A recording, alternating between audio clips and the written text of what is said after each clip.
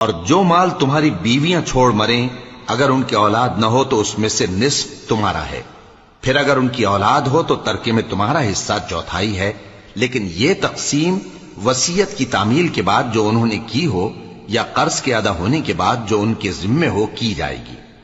اور جو مال تم مرد چھوڑ مرو اگر تمہاری اولاد نہ ہو تو تمہاری بیویوں کا اس میں چوتھا حصہ ہے، پھر اگر تمہاری اولاد ہو تو ان کا 8واں حصہ ہے۔